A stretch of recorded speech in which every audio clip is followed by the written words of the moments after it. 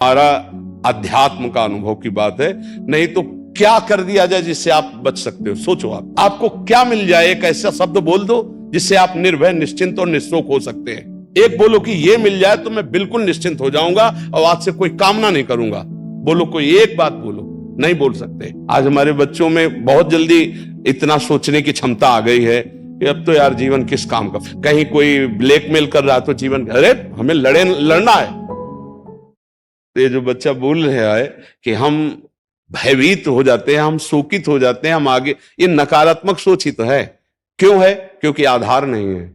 आधार हो तो फौरन उसकी काट है। भगवान है ना, प्रभु है ना, ऐसा कैसे हो सकता है? हम उनका भजन करते हैं, हम उनके आश्रित हैं, ऐसा कैसे हो सकता है? महाराज जी, ये तो सोच रख लिया और इससे हम पार भी हो गए। महाराज जी, फिर जब असफल हो जाएं उसके बाद हमारा क्या मान्यता रहनी चाहिए? सही बात पूछो तो जब आप ऐसा करोगे तो असफलता में सफलता का ही आनंद अनुभव में आएगा। सकारात्मक सोच ही जीवन का सुख है। नहीं तो दुख और सुख और जय और पराजय ये टिकाऊ नहीं है। जैसे दिन टिकाऊ नहीं है, ऐसे रात टिकाऊ नहीं, ऐसे सुख टिकाऊ नहीं है, ऐसे दुख टिकाऊ नहीं। कोई सदैव विजयी नहीं रहता, कोई सदैव हारता नहीं, कोई सदैव सुखी नहीं रहता, कोई सदैव दुखी नहीं रहता। ये क्रम चलता रहता है। दुख के अवसर पर हमें हमारे विचार बचाते हैं हमको। अभी हम अपने विचार में अपने को बीमार मान ले तो हम कल से आने लायक नहीं रहेंगे। ध्यान रखना, हम आज अब भी नहीं मानते कि हम बीमार हैं। तो हमारी निगेटिव सोच जो है ये बिना भजन के नहीं जाएगी। और अगर ये बनी रही तो अरबों रुपया हो, खूब बड़ा पद हो, पति, व्यवस्था, पत्नी, सब कुछ हो, लेकिन नकारात्मक सोच तुम्हें चैन से नहीं रहने देगी। पक्की बात मान लीजिए। इसको सुधारना है तो सत्य पे आइए, धर्माचरण कीजिए, पवित्र चरित्र रखिए और नाम जप कीजिए। आपकी सोच बदल जाएगी।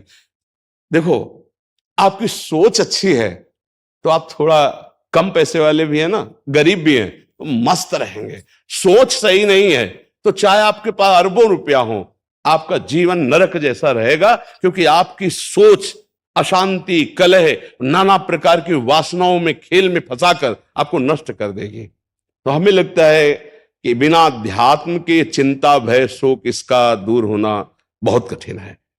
नाम जप करो, चरित्र पावन रखो। आज प्रायः चरित्र को हम नहीं सुरक्षित रख रहे। ये समझ लीजिए कि चरित्रवान के पास ऐश्वर्य चरण चूमता है। चरित्रहीन चाहे आप जितना धन एकत्रित कर ले, शांति और सुख का अनुभव नहीं कर सकते।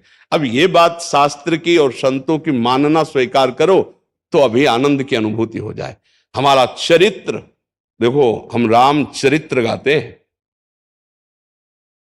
राम जी रघुवंश में प्रकट हुए और रावण उत्तम कुल पुलस्त करनाती, ब्राह्मणत्व उत्तम कुल पुलस्त करनाती, लेकिन चरित्रहीन हो गया तो राक्षस कहा गया। समझ रहे? चरित्र गाते हम, राम चरित्र गाते हैं।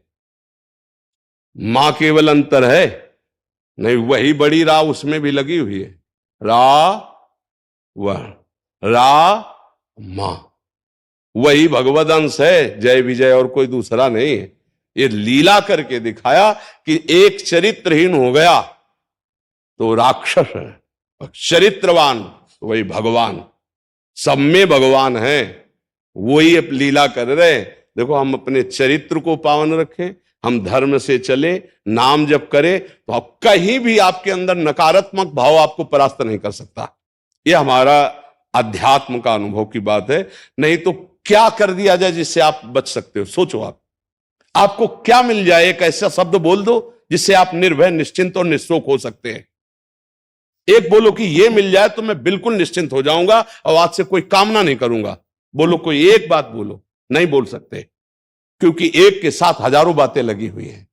एक केवल वो है कि परमात्मा मिल जाए तो फिर सब पूर्ण हो जाए। जिसके पाने के बाद कुछ पाना बाकी नहीं रहता, जिसके जानने के बाद कुछ जानना बाकी नहीं रहता, और जिसको अनुभव करने के बाद कोई भय नहीं रहता। 5 वर्ष के प्रहलाद जी हैं, त्रिभुवनपति हिरण्यकश्यप है, सकारात्मक सोच है, मेरा हरि मेरी रक्षा कर रहा है, बाल बांका भी नहीं कर पाया, नहीं कर पाया। हां, अगर हमारी कभी पराजय होती तो उस समय भगवान इतना बल देते हैं, इतना सुख देते हैं कि वो पराजय क्षण में नष्ट हो जाती है, हमें शोक नहीं होता।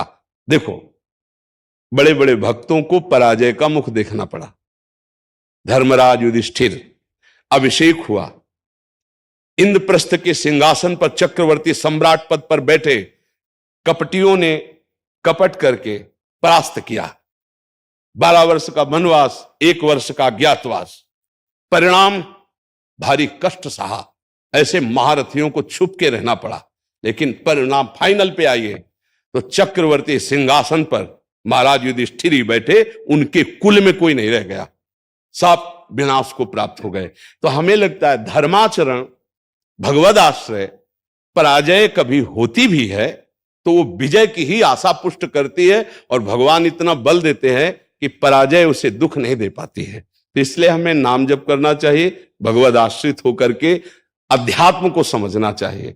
आज हमारे नवीन बच्चे अध्यात्म को नहीं समझ रहे, तो बड़ी आचरण में बड़ी अपवित्रता आ चुकी है। आप देख लीजिए कैसे कैसे गंदे अपने जीवन को इन अवगुणों से युक्त कर लिया गया, व्यसन, व्यभिचार।